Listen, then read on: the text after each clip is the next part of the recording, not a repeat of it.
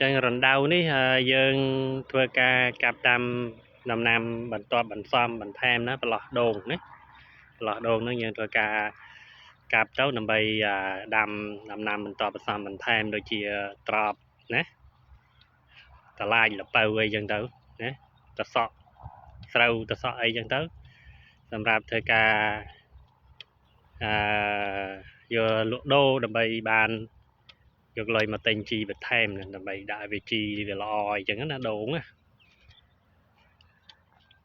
ចឹងយ៉ាងកាយបន្លាយណានេះដីកសិកម្មណាដីវាលស្រែ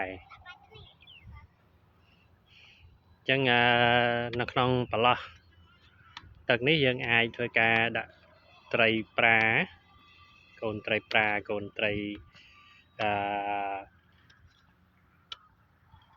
កូនត្រីឆ្ពិនអីក៏បានដែរដើម្បីបានប្រមូលផលក្រាន់យកមកបរិភោគជាចំណូលមួយដែរណាបើសិនជាយើងបានដាក់ត្រីបានពេញដែរ 10000 20000 ក្បាលមកអញ្ចឹងនឹងឃើញជាសត្វត្រីណាបានល្អអញ្ចឹងខាងនោះបឹងណាខាងនោះបឹង